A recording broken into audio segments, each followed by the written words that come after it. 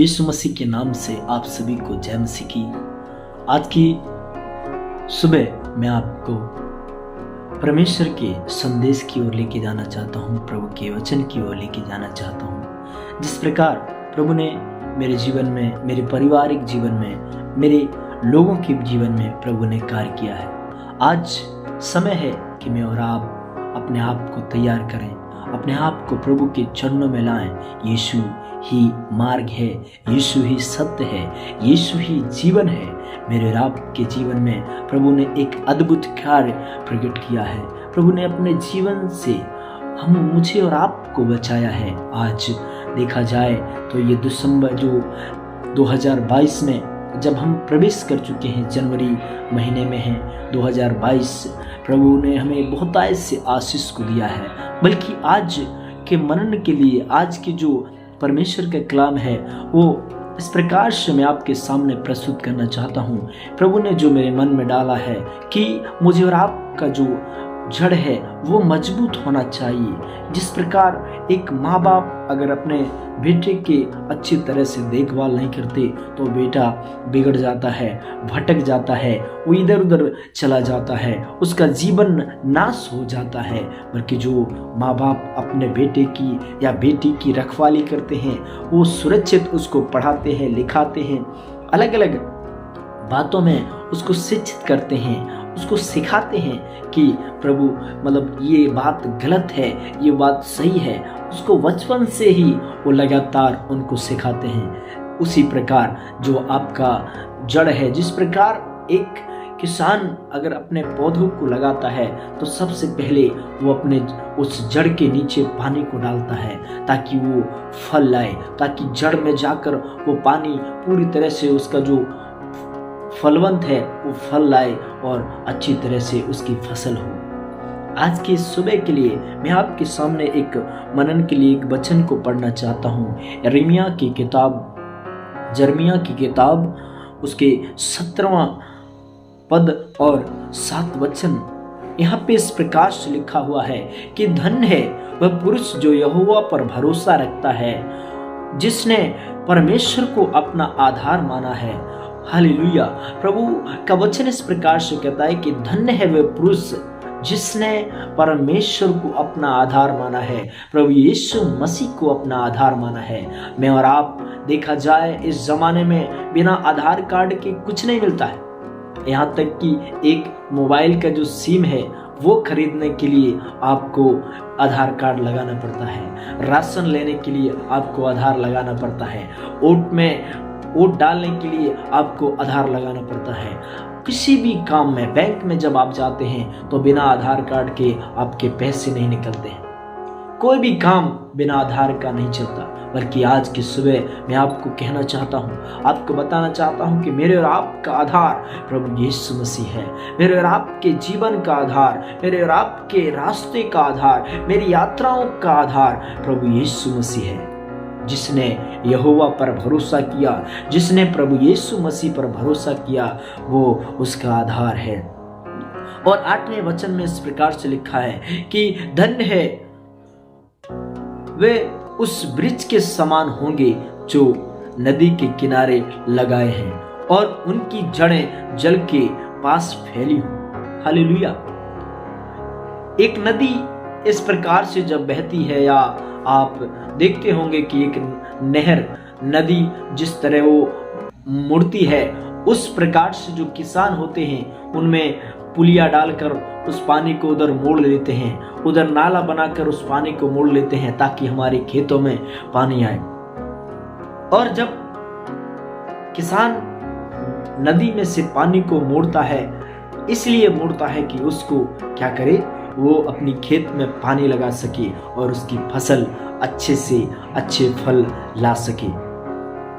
आज की सुबह में आपको इस वचन के आधार पर इस बात को मैं आपके अंदर डालना चाहता हूँ। मेरे और आपका जड़ मजबूत होना चाहिए। जिस प्रकार मैंने काफी लोगों को देखा है कि जिन्होंने, जो उनके बुजुर्ग हैं, जो उनके पूर्वज हैं, जिन्होंने भी प्रभु के चरणों में अपना समय बिताया है, जिन्होंने भी प्रभु के साथ अपनी संगति को अच्छा रखा है, उसके बेटे बेटियां, उनके नाती पोता आप ही ज्यादा आशीषित हुए हैं। आप उनके आशीषों को देखकर आश्चर्य करने लगेंगे।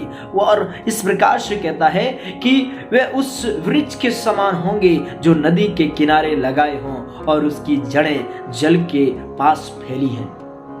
जिनकी जड़ें परमेश्वर की उपस्थिति में हैं, जिनके माँ बाप या जिनके बेटे बेटियां प्रभु के चरणों में बैठते हैं, उनकी जड़ें हमेशा नदी के किनारे लगाई गई हैं। और वो नदी आनंद को लेके आता है, वो नदी छुटकारे को लेके आता है, वो नदी एक बदलाव को लेके आता है। मेरे और आपके जीवन में वो नदी को लाना जरूरी है। वो नदी यीशु मसीह है। वो प्यार करने वाला परमेश्वर है। वो मेरे और आपके जीवन में छुटकारे को देने वाला परमेश्वर है। वो मेरे और आपके जीवन में एक अद्भुत कार्य करने वाला परमेश्वर है। आज की सुबह में एक ही बात के ऊपर आपको फोकस करना चाहूंगा कि आप हो सकते हैं आप माँ बाप होंगे, हो सकता है आप दादी दादा होंगे, हो सकता है आप रिश्तेदार होंगे, बल्कि आपको अपनी जड़ को मजबूत करना है। आपको उस नदी को, उस जो सूखी नदी पड़ी है, जिनके किनारे पौधे लगाए हैं, बल्कि उनमें जल नहीं, उनमें आनंद नहीं, उनमें निराशाएं हैं, उन कर्जों से दबे हुए लोग हैं, बल्कि आज की सुबह में आपको कहना चाहता हूं, आप प्रभु के चरणों में बैठे। आपका जो जड़ सूखा हुआ है वो भरपूरी से भर जाएगा और आपका जो पेड़ है वो बहुतायत से फल लाने लगेगा। बहुतायत से आप फलित होते रहेंगे। जिस प्रकार भजन संहिता इस प्रकार से कहता है कि तेरे बच्चे जलदायी फलदायक फूलते और फलते रहेंगे और तेरी स्त्री फूली फली रहेगी। यस, और चारों तरफ मेज के तेरे बच्चे इतना आशीषित होंगे, इतना ज्यादा आशीषित होंगे कि लोग आश्चर्य करने लगेंगे। हालेलुया। भजनकार इस प्रकार से लिखता है, भजन 23 उस आयत में इस प्रकार से कहता है कि यहोवा मेरा चरवाहा है, मुझे किसी बात की घटी ना होगी। यस, यहोवा मेरे और आपका चरवाहा है। वो जब आप प्रभु के चरणों में बैठेंगे, जब आप प्रभु के वचन में, प्रभु की उपस्थिति में बैठेंगे, तो आपके जो जड़ है, आपकी जो पीढ़ियां हैं, आपके जो लोग हैं, आपके जो रिश्तेदार हैं, वो आशीषित होंगे। आपके द्वारा आपका नगर बचाया जाएगा, आपके द्वारा ये गांव बचाया जाएगा, आपके द्वारा पूरा राष्ट्र बचाया जाएगा। आज की सुबह के लिए एक ही बात के ऊपर मैं आपको फोकस करना चाहता हूं। मैं ज्यादा कुछ नहीं बताना चाहता, बल्कि आपको इस बात के ऊपर निर्भय देना चाहता हूं। मतलब मैं आपको इस बात के ऊपर पूरा फोकस देना चाहता हूं कि मेरे और आपका जो माँ बाप हैं, जो भी रिश्तेदार है या पति पत्नी है या कोई भी है, आपको अपने परिवार की जड़ों को मजबूत करना है तो आपको उस नदी को लेके आना पड़ेगा। आप अन्य भाषा में प्रार्थना करें, आप प्रभु के चरणों में बैठें, वो नदी बहने दें। वो पवित्र आत्मा की नदी है। वो जब पवित्र आत्मा आपके अंदर आएगा तो आपके जीवन के, आपके पारिवारिक जीवन के, आपके लोगों के जीवन को बदल के रख देगा। एक नई बेदारी लेके आएगा और आपको और मेरी जिम्मेदारी है कि आप उस नदी को लेके आए। वो जो सूखी हुई जड़ें हैं उस नदी के द्वारा हरी भरी हो जाएंगी। वो खेत जो सूखे हुए हैं, वो नदी जब उस पे जब उसका पानी छलकेगा तो वे नदी के द्वारा वो भाव से वो फलित हो जाएंगे, उसकी फसल उग जाएंगी। यस, मेरे और आपके जीवन में हो सकता है पारिवारिक समस्या हो, पारिवारिक दिक्कतें हो, बल्कि आज के इस समय के लिए मैं आपको उत्साहित करना चाहता हूँ, आपको इस बात के ऊपर निर्भय देना चाहता हूँ, विश्वास दिलाना चाहता हूँ कि आपका जिम्मेदारी है आपके अपने गांव को बचाने का। आप अपनी जड़ों को मजबूत करें। आप एक अलग व्यक्ति हैं, आपके द्वारा वो नदी आ सकता है, आपके द्वारा लोग बचाए जा सकते हैं।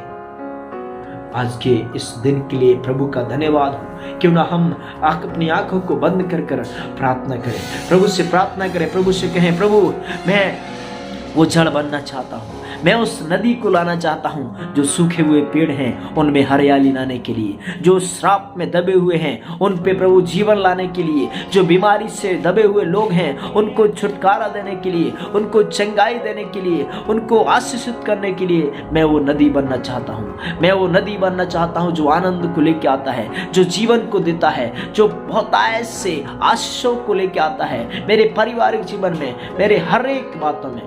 प्रभु आप इन सारी बातों के लिए धन्यवाद, यीशु मसीह के नाम से, आमीन।